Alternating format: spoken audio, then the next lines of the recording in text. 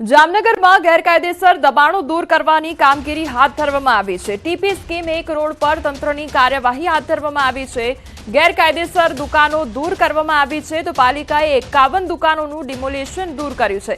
1,26,000 ચોરસ ફૂટ જમીન ખુલ્લી કરવામાં આવી છે। 50 કરોડનો પ્લોટ ખુલ્લો કરવામાં આવ્યો છે તો જે ગેરકાયદેસર દબાણો હતા તે દૂર કરવાની કામગીરી હાથ ધરવામાં આવી છે। પાલિકા દ્વારા ડિમોલિશનની કામગીરી હાથ ધરવામાં આવી છે। જેની અંદર કેટલાક વર્ષોથી લગભગ 51 દુકાનો અજાણ્યા લોકોએ બાંધેલ હતી, જેને આજ રોજ ખાલી કરવામાં આવેલ છે। જગ્યા છે આશરે 1.25 લાખ ચોરસ ફૂટ અને એની અત્યારની તારીખે બજાર કિંમત આશરે 60 કરોડ રૂપિયા થવા જાય છે। અંકલેશ્વરમાં કેમિકલ માફિયા બેફામ બન્યા છે। જમણા કાંઠાની કેનાલમાં કેમિકલ ઠાલવ્યું અને મોડી રાત્રે ટેન્કરથી કેમિકલ ઠાલવવામાં આવ્યું હતું। કેમિકલ ઠાલવતા માછલીઓને હાનિ પહોંચી હતી। જીઆઈડીસી તળાવના ઇનપુટ વાલ્વ બંધ કરવામાં આવ્યા હતા। કેનાલનું પાણી માટે પણ વપરાય છે અને તેમાં કેમિકલયુક્ત પાણી છોડાતા જે માછલીઓ હતી તેને પણ નુકસાન પહોંચ્યું છે। કેમિકલ નાખવામાં આવેલ છે અને રાત્રિએ દરમિયાન કોઈએ કેમિકલ નાખેલ છે। આવી ઘટના વારંવાર બની રહેલી છે। કોઈ ટેન્કર રાતના 3 વાગ્યાની આજુબાજુ કેમિકલ પીવાના પાણી જે કેનાલ મેઇન કેનાલ આવે છે બાકરોલવાળી એમાં રાત્રે કેમિકલવાળું પાણી કોઈ અસામાજિક તત્વ આમાં છોડી ગયેલું છે। ફૈઝલ પટેલના કોંગ્રેસ છોડવાનો મામલો સામે આવ્યો છે, જેમાં શક્તિસિંહ ગોહિલનું નિવેદન સામે આવ્યું છે। ટ્વીટમાં કહ્યું છે કે હું કોંગ્રેસનો જ સમર્થક છું। ફૈઝલભાઈનું પૂરું ટ્વીટ જોવું જોઈએ। મુમતાઝ પટેલ આજે પણ પ્રચાર કરી રહ્યા છે। આ પ્રકારની વાત કરવામાં આવી છે। ફૈઝલભાઈનું ટ્વીટ સાચા અર્થમાં તમે જુઓ તો એને કહ્યું છે કે હું કોંગ્રેસનો સમર્થક રહેવાનો જ છું। કેટલાક લોકોએ આમ તેમ ચલાવ્યું કે શું ભાજપમાં જે છે આમ જે છે।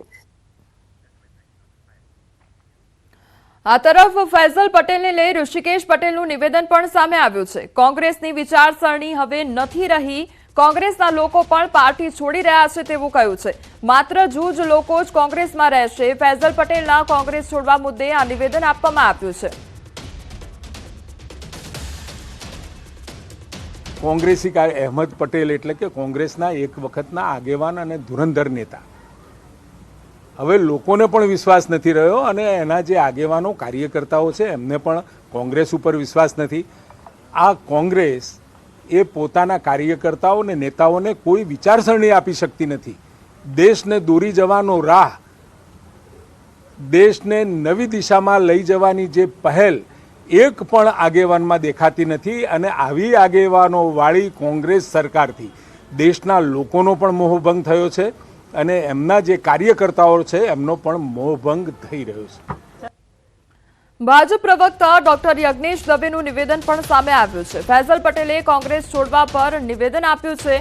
કોંગ્રેસ દિશા વિહીન અને હવે નેતૃત્વ વિહીન થઈ ગઈ છે। એક પણ મતદારો કોંગ્રેસને પસંદ કરતા નથી તેવું કહ્યું છે। આ કોંગ્રેસની કમનસીબી છે તેમ પણ કહી શકાય તેવી વાત પણ કરવામાં આવી છે। સ્વર્ગીય અહેમદ પટેલ જે કોંગ્રેસના દિગ્ગજ નેતા હતા, એમના પુત્ર ફૈઝલ પટેલ જ્યારે સોશિયલ મીડિયા ઉપર એવી પોસ્ટ લખે કે મારે દેશની સેવા કરવી છે, જે ગાંધી પરિવારની સેવા મારા પિતાજીએ કરી છે એ ગાંધી પરિવારની સેવામાં મારે જોતરાવું છે, કોંગ્રેસથી માધ્યમ બનાવીને જોતરાવું, ત્યારે કોંગ્રેસના નેતાઓ મને આવા કામમાં આડે આવે છે અને મારે વ્યથિત હૃદયે કોંગ્રેસ છોડવી પડે છે અને હું કોંગ્રેસ સાથે રહી શકું એમ નથી। એટલે મને એ લાગે છે કે કોંગ્રેસ અત્યારે દિશાવિહીન તો હતી જ પણ નેતૃત્વવિહીન છે। ક્યાંય કોઈની ઉપર કંટ્રોલ નથી રહ્યો। સુરતમાં સ્ટેટ મોનિટરિંગ સેલના દરોડા પાડવામાં આવ્યા છે અને પલસાણાના જોડવા ગામે એસએમસીના દરોડા પાડવામાં આવ્યા છે। ઘરમાં મૂકેલો દારૂનો જથ્થો ઝડપાયો છે। એસએમસીએ 24 લાખથી વધુનો મુદ્દામાલ ઝડપી પાડ્યો છે। પોલીસે 4 શખ્સોની ધરપકડ કરી છે જ્યારે 6 વોન્ટેડ છે।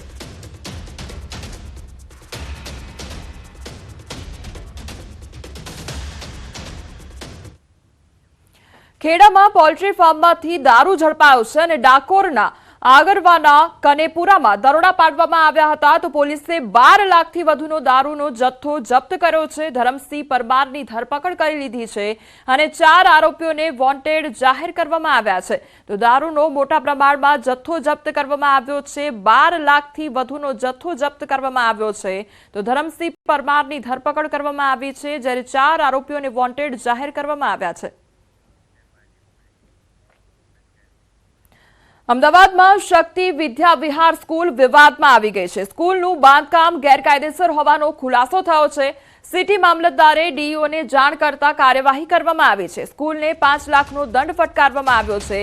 બાંધકામને લઈ ખુલાસો કરવા ડીઈઓનો આદેશ કરવામાં આવ્યો છે. ઈસનપુરની શક્તિ વિદ્યા વિહાર શાળાને આદેશ આપવામાં આવ્યો છે. નોટિસની અંદર ગેરકાયદેસર બાંધકામ છે એવી કંઈક નોટિસ મળી હતી અને એ જાણ મને થઈ ત્યારે મને ખ્યાલ આવ્યો કે આ વસ્તુ બની છે. જ્યારે હિયરિંગ આવશે અને હિયરિંગ પ્રમાણે ડીઓ કચેરીની અંદર જાણ કરેલી છે એ પ્રમાણે સાહેબ ત્યાં હાજર થઈ જશે. અમદાવાદના ઈસનપુર વિસ્તારમાં આવેલી શક્તિ વિદ્યા વિહાર એ ગેરકાયદેસર રીતે બની હોવાનું ધ્યાને આવતા સિટી મામલતદાર દ્વારા કાર્યવાહી કરવામાં આવી છે. આપ જે જોઈ શકો છો કે આ ઈસનપુર વિસ્તારની એ શક્તિ વિદ્યા વિહાર સ્કૂલ છે કે જ્યાં ધોરણ 1 થી 12 અને કેજીથી લઈ અને 12મા સુધી જે છે તે અભ્યાસ કરવામાં આવે છે અને 1000 જેટલા વિદ્યાર્થીઓ અહીંયા અંદાજે અભ્યાસ કરી રહ્યા છે.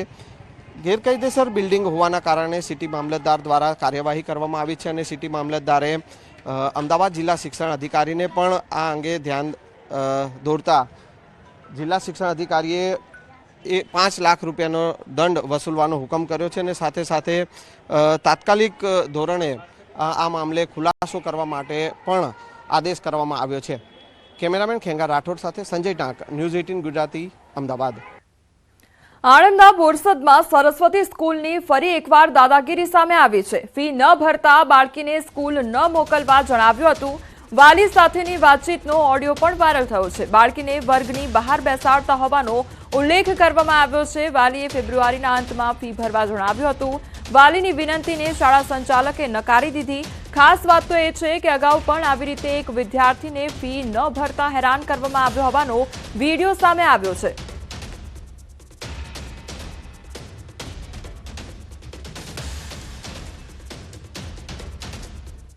સંસ્થાને કંઈક તો સહકાર આપો, તમારા જ બાળકો ભણે છે. હા બરાબર, સંસ્થા તકલીફ હોય તો જ ના એ થાય ને સેટિંગ. તકલીફ છે, તકલીફ તમારી 1 મહિનો હોય, 5-15 દિવસ હોય, આટલો બધો ટાઈમ ના હોય છે. એવું નહીં કહેતો સાહેબ, મેં ગયા મહિને મેં રિક્વેસ્ટ કરી કે બીજા મહિના એન્ડમાં ઉપર દેશે એવું મેં કહેતા કશો વાંધો નહીં એવું મને કીધું ત્યારે. એન્ડ તો આવી ગયો, હું એન્ડ લગીનો ભરી દેવાનો છું ને, હું કઈ ભરવા ના પાડું છું. હું ભરવા ના નહીં કહેતો, મારી છોકરી પણ મને નહીં કે કોઈને બિલ ચૂકવવામાં એવું કહી શકું કે હું કઈ ના પાડું છું, આપવાનું જ છું ને, કોઈ ચલાવશે.